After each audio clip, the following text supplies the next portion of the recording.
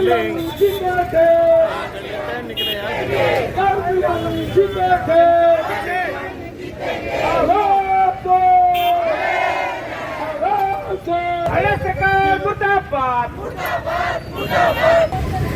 शास्त्री जी 15 दिनों से शिक्षा प्रथा को लेकर विरोध किया जा रहा है, हड़ताल पे हैं कर्मचारी। आज आप भी आए हो, क्या कुछ कहना चाहेंगे?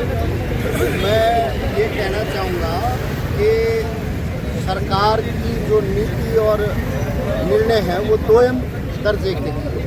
एक तरफ सरकार कहती है कि हमने ठेकेदारी से नौजवानों को मुक्त कर दिया और उनको 58 साल की नौकरी की गारंटी दी।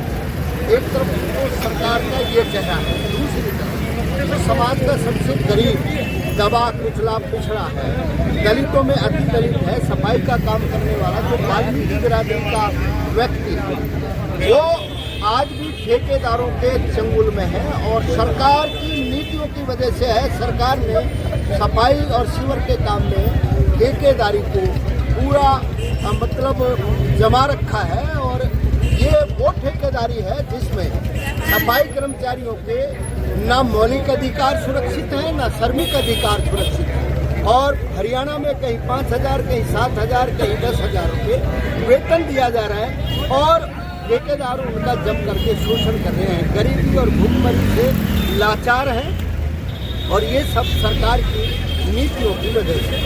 मेरा सीधा आरोप है सरकार पर कि सरकार ने जब हरियाणा से ठेका खत्म कर दिया तो फिर सफाई और सीवर में ठेका क्यों?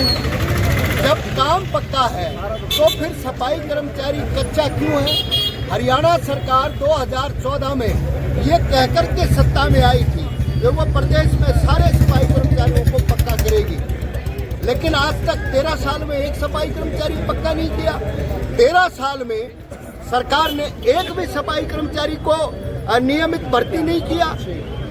ये सरकार का दलित विरोधी चेहरा है, वाल्मीकि विरोधी चेहरा है। और प्रदेश के सफाई कर्मचारियों के साथ में जितने भी कच्चे कर्मचारी हैं, चाहे वो ठेके में लगे हैं, गांव के सफाई कर्मचारी हैं या हरियाणा कौशल रोजगार निगम के सभी 3-4 क्लास के कर्मचारी हैं, वो तमाम कर्मचारी लंबे समय से पक्का होने की राह देख रहे हैं। हाई कोर्ट ने भी उनके पक्ष में 23 दिसंबर 31 दिसंबर को 2 फैसले दिए और कहा कि सारे कच्चे कर्मचारियों को पक्का करे सरकार और 8 हफ्ते में इस फैसले को लागू करे। लेकिन आज तक सरकार ने इस फैसले को लागू नहीं किया। लेकिन सरकार तो कह रही है कि मैंने इन्हें हरियाणा कौशल रोजगार में जो रखा 58 साल फिक्स कर दिए और इन्हें जो सरकारी वाला जो मिलता है, जो पक्के कर्मचारियों को मिलते हैं, इन्हें सब दे रहे हैं। झूठ बोलती है सरकार। सरकार ने कोई इनको पक्का कर्मचारियों के बराबर वेतन नहीं दिया। सरकार ने 58 साल की जो गारंटी दी वो केवल 10 से 15 हज़ार लोगों को मिली है। बाकी लोगों को रोजगार गारंटी के दायरे में लाने की बात करने वाली सरकार विधानसभा में एक विधायक द्वारा पूछे जाने पर कि रोजगार की गारंटी आप दोगे, मुख्यमंत्री नाट गए, कोई गारंटी हम नहीं दे रहे, हमारी कोई योजना नहीं है।